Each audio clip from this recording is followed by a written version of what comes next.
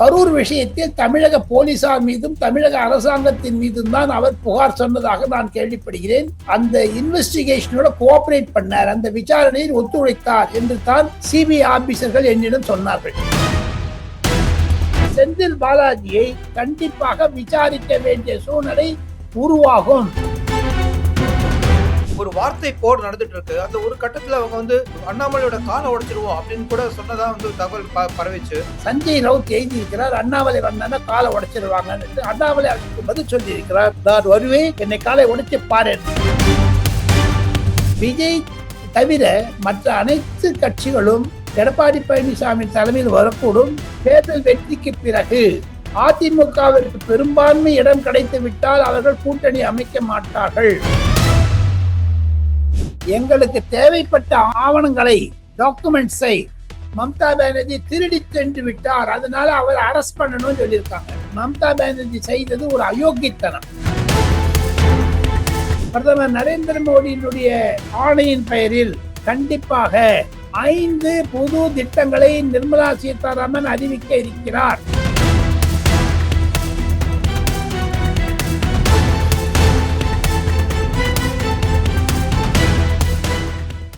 வணக்கம் நேயர்களே, உங்கள் அனைவருக்கும் சிவா 1440 மற்றும் டெல்லி ராஜகோபாலன் அவர்களின் பொங்கல் நல்வாழ்த்துக்கள்.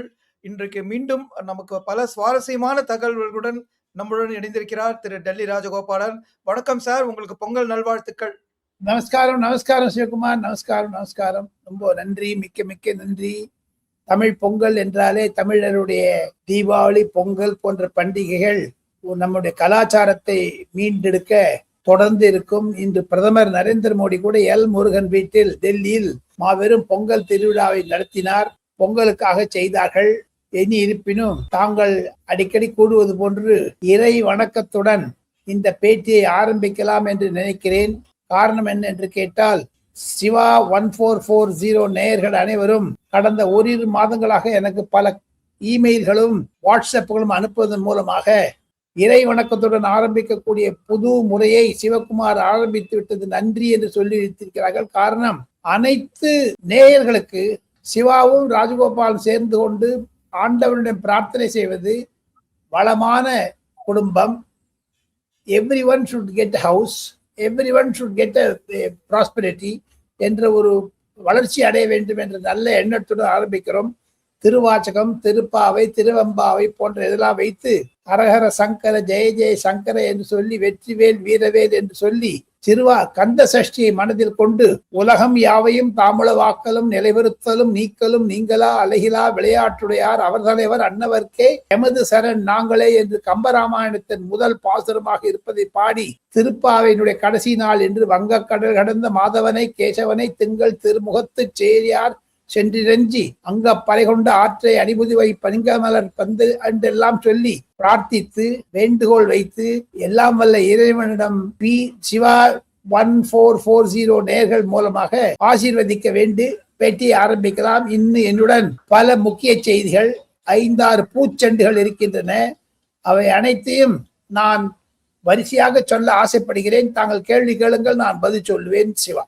நன்றி சார். என்னோட முதல் கேள்வி, சிபிஐ என்கொயரி தாவேகா தலைவர் விஜய் குறித்து. அவர் 6-7 மணி நேரம் வரைக்கும் சிபிஐ அவரை கொஸ்டின் பண்ணிருக்கு.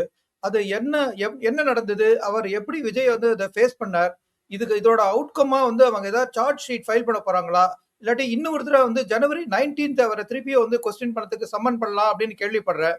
இதை பத்தின தகவல் நீங்க சொல்லுங்க சார். நம்ம இந்த விஷயத்தை சொல்வதற்கு முன்னதாக சிவா நேயர்களுக்கு ஒரு ஒரு நற்செய்தி என்ன என்று கேட்டால், விஜய் தமிழக வெற்றி கழகத்துடைய தலைவர் கண்டிப்பாக சட்டத்திற்கு மதிப்பு கொடுத்தார். முதன்முறையாக கூப்பிட்ட உடனே அட்ஜென்மெண்ட் இல்லாமல், புது தேதி கேட்காமல் நேரடியாக வந்து அந்த இன்வெஸ்டிகேஷனோட கோஆபரேட் பண்ணார், அந்த விசாரணையில் ஒத்துழைத்தார் என்று தான் சிபிஐ ஆபீசர்கள் என்னிடம் சொன்னார்கள். நான் 2 சீனியர் ஆபீசர்களை பார்த்தேன். அதன் மூலமாக தெரிந்து கொண்டது என்ன என்று கேட்டால், 35 கேள்வி கேட்டிருக்கிறார்கள். பல கேள்விகள் இருந்தாலும் அதன் மூலமாக ஒரு சாராம்சத்தை புரிந்து கொண்டு ஒவ்வொரு கேள்வி கேட்டவுடன் டைப் அடிச்சு அதுல கையெழுத்து வாங்குவதற்கு தான் நாழி ஆச்சே தவிர, exactly investigation it went for only 4 hours. மீதி லாஜிஸ்டிக், லஞ்ச் டைம் எல்லாம் போச்சு. லஞ்ச் ஸ்பெஷல் லஞ்ச் வர வச்சிருந்தார் அவருக்கு. ஸோ அதெல்லாம் சாப்பிட்டுட்டு அப்புறம் he had a very nice time with the CBI. Cooperate பண்ணார். கரூர் விஷயத்தில் தமிழக போலீசார் மீதும் தமிழக அரசாங்கத்தின் மீதும் தான் அவர் புகார் சொன்னதாக நான் கேள்விப்படுகிறேன். அதுதான் பல பத்திரிகையில் செய்தியாக வந்திருக்கிறது. எனக்கு கிடைத்த செய்தி, பல பத்திரிகையாளர்கள் கொடுத்த செய்தி ஒரே ஒரு சோர்ஸ் தான். அந்த ஒரு சீனியர் சிபிஐ ஆபீசர் தான் சொன்னார். அதனால he is very cooperative with the election. இது நம்ம சென்ட்ரல் பியூரோ ஆஃப் இன்வெஸ்டிகேஷன். இருப்பினும் 9வது மாடி CBI head quarters Lodhi road என்ற இடத்தில் இருக்கக்கூடிய அந்த கட்டிடத்தில் அவர் இன்வெஸ்டிகேஷன் நடந்துட்டு இருக்கும்போது அடுத்த ரூம்ல director general of police Davis சஹாயங்களுடைய பேட்டியும் எடுத்துக் கொண்டிருந்தார்கள் போலீசார்கள், சிபிஐ போலீசார்கள். இதில் ஒரு விஷயம் என்ன என்று கேட்டால், இது விஜய்க்கும் தமிழக போலீசாருக்கும் கொண்டு போகக்கூடிய ஒரு நிலைமையாக மாறி வருகிறது. ஆனால் விஜயனுடைய கருத்து பல ஒரு ஜாதிகளுடைய பல இனத்தினுடைய தொழுகைகள் பூஜைகள் அனைவரும் நடக்கிறது. மசூதிகளிலும் சரி, வேளாங்கண்ணியிலும் சரி, திருக்கழிக்குன்றத்திலும் சரி, திருச்செந்தூரிலும் சரி, லட்சக்கணக்கான மக்கள் வருகிறார்கள் போகிறார்கள். கரூரிலேயே அதற்கு முன்னதாக ஒரு மீட்டிங் நடந்திருக்கு. என்னது 5th மீட்டிங் இது கரூர் என்பது. எங்கேயுமே நடக்காது. கரூர்ல வந்து ஜீரோயின் பண்ணி என்ன சதி திட்டம் பண்ணியிருக்காங்கன்னு தான் கம்ப்ளைண்ட் பண்ணியிருக்காங்க. அந்த சதி திட்டம் என்பது செந்தில் பாலாஜி குறிப்பதாகத்தான் பல அரசியல் நோக்கர்கள் விளக்கம் தெரிவிக்கிறார்கள். அந்த பெயரை நாம் எடுக்காவிட்டாலும் சார்ஜ் ஷீட்டை பற்றி தாங்கள் குறிப்பிட்டீர்கள். 2 பக்கத்தை 100 விட்னஸ் ஆயிடுச்சு இது வரைக்கும் குறைஞ்சது. சோ அந்த 100 விட்னஸ் வந்துட்டு அப்புறம் Shiva it may take a different turn தான் என்னுடைய கருத்து. செந்தில் பாலாஜியை கண்டிப்பாக விசாரிக்க வேண்டிய சூழ்நிலை உருவாகும். சார், இதுல வந்து விஜய் வந்து பொறுப்பை வந்து ஏதாவது பொறுப்பை அவர் தானே எடுத்துட்டாரு. அவர் லேட்டா வந்திருக்காரு. அவர் லேட்டா வந்ததை பத்தி கேள்வி கேட்டதா வந்து நாங்க வந்து கேள்விப்படுறோம். அதுக்கான பொறுப்பை அவர் எடுத்துக்கிட்டாரா? என்ன பதில் சொன்னாரு தான் லேட்டா வந்ததுக்கான காரணத்தை? உங்களுக்கு உங்க ஏதாவது தகவல் கிடைச்சிச்சா? அது பற்றி ஒன்றும் தகவல் இல்லை.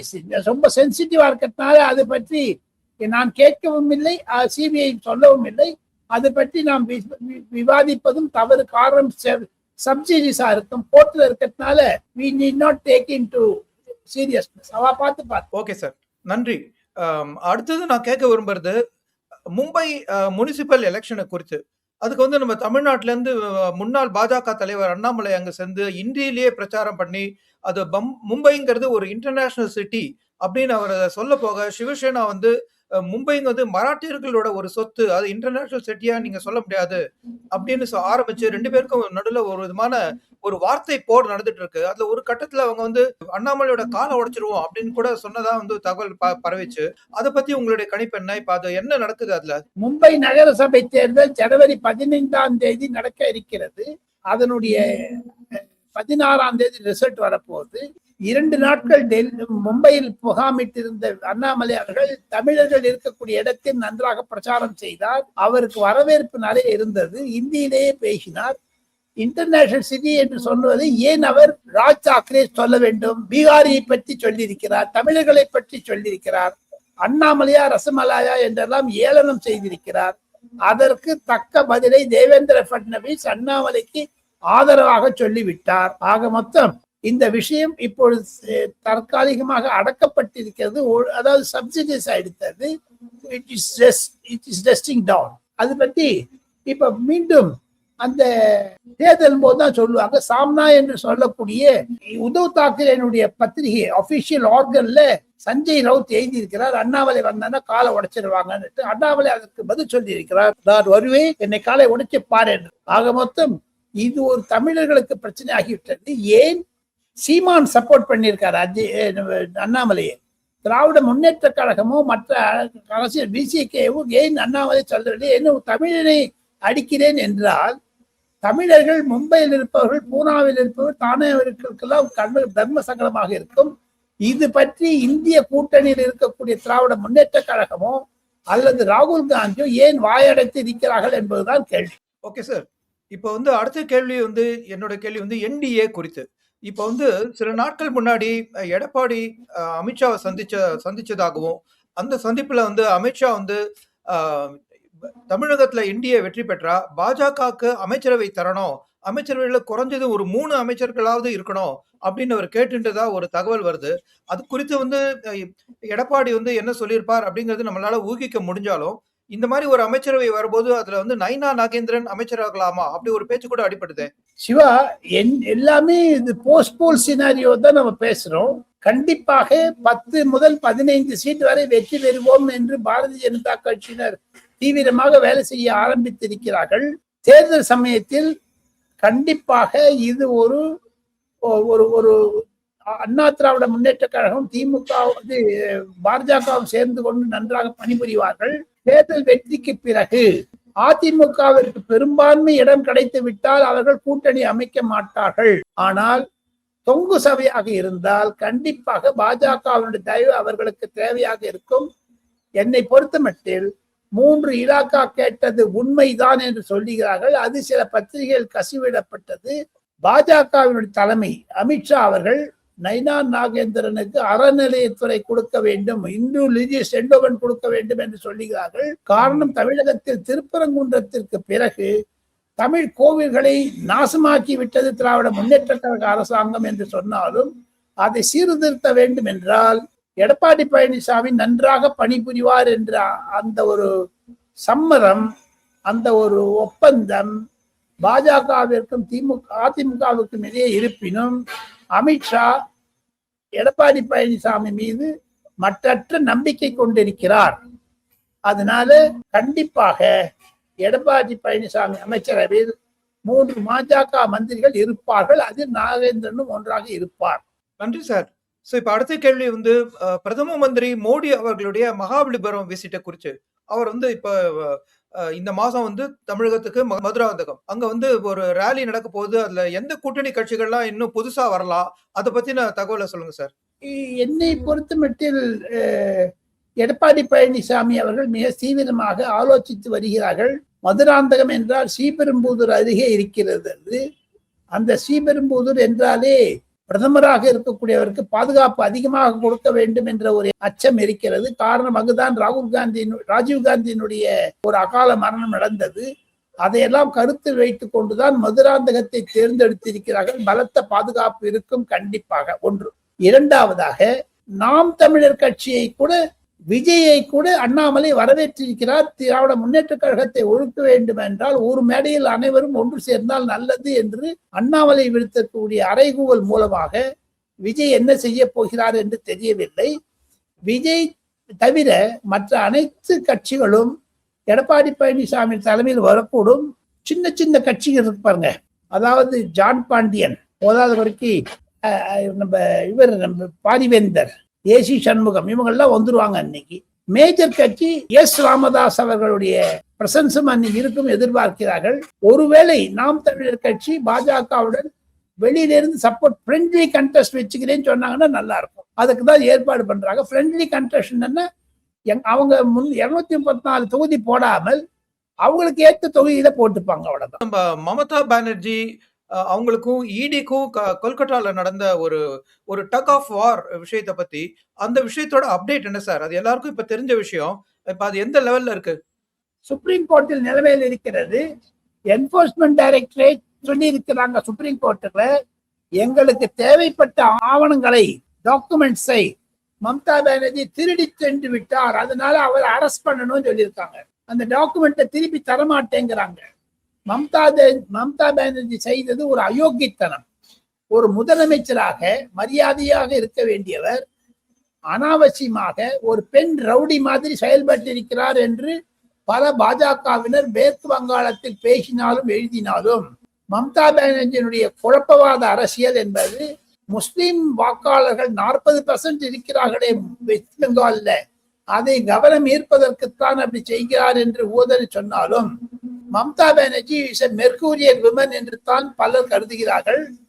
உதாரணத்துக்கு சொல்ல வேண்டும் என்றால், மம்தா பானர்ஜி எப்பொழுது எதை செய்வார் என்று மம்தா பானர்ஜிக்கு தெரியாது என்று சொல்லுகிறார்கள்.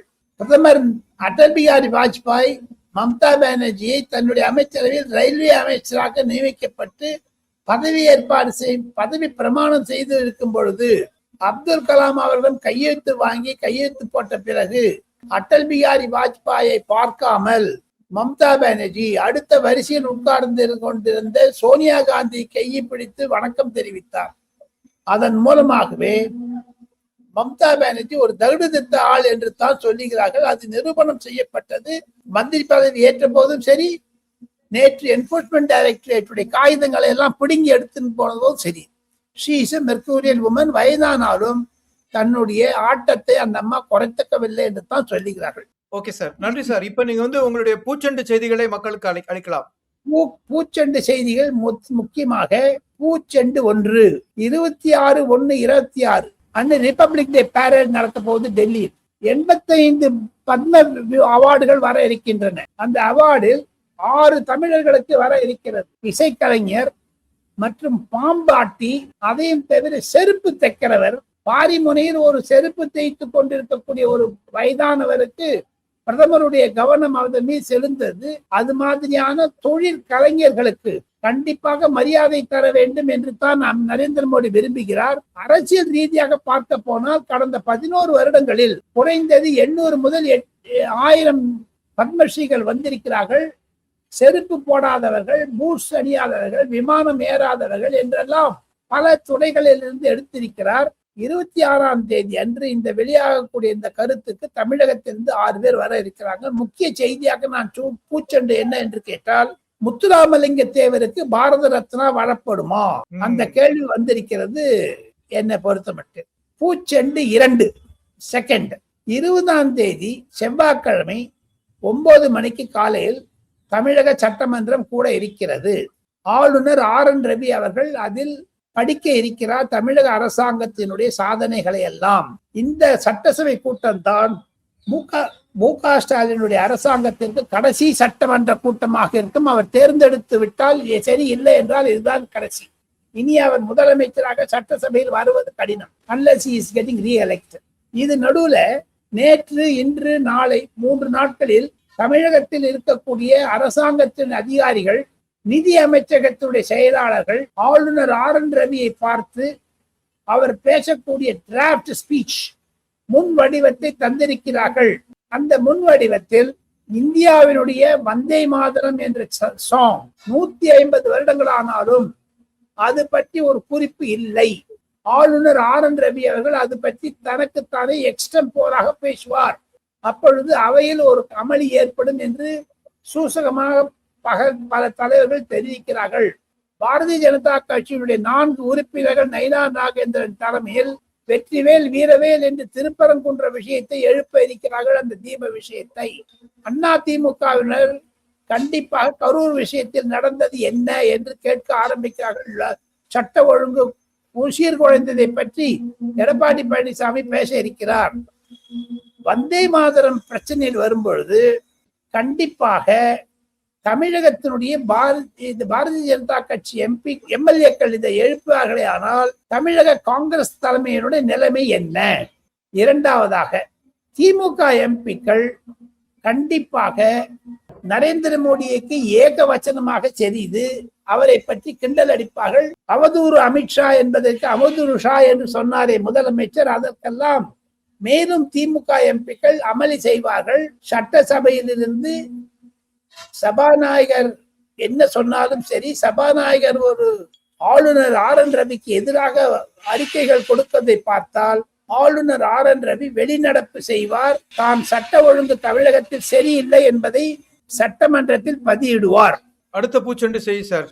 ராமன் மத்திய நிதி அமைச்சர் 10வது முறையாக ஒரு தமிழச்சி ஒரு மாபெரும் சாதனை செய்ய இருக்கிறார். 10வது முறையாக தொடர்ந்து நிதிநிலை அறிக்கை சேவைக்கக்கூடிய ஒரு மாபெரும் தலைவர் நிர்மலா சீதாராமன்.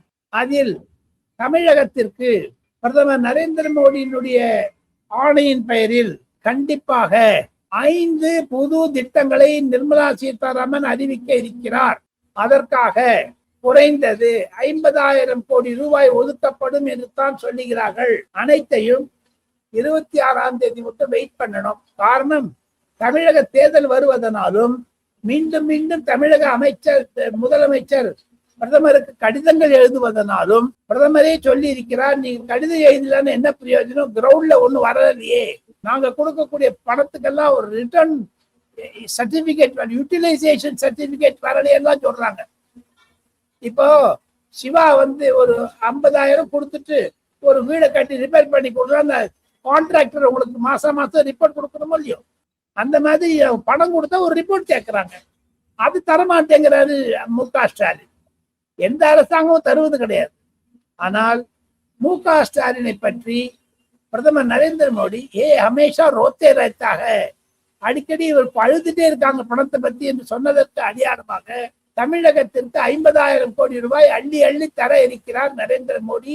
ஆளுநர் பட்ஜெட்டின் மூலமாக நிர்மலா சீதாராமன் மூலம் அது 21ஆம் தேதி பிப்ரவரி மாதம் சண்டே அன்று படிக்கப்படும். இதுதான் பூச்சென்று என்னிடமிருந்து சிவகுமார். நன்றி சார். சார், இவ்வளவு நேரம் எங்களோட இணைஞ்சு இந்த வாரம் அப்டேட் கொடுத்ததுக்கு நன்றி. மீண்டும் ஒரு முறை சந்திப்போம். நேயர்களே, என்னுடைய சேனல் மூலமாக பொங்கல் வாழ்த்துக்களை மீண்டும் தெரிவித்துக் கொண்டு அன்புடன் என்னுடைய சேனலுக்கு சப்ஸ்கிரைப் செய்து பார்க்குமாறு கேட்டுக்கொள்கிறேன். நன்றி, வணக்கம். வணக்கம் சார்.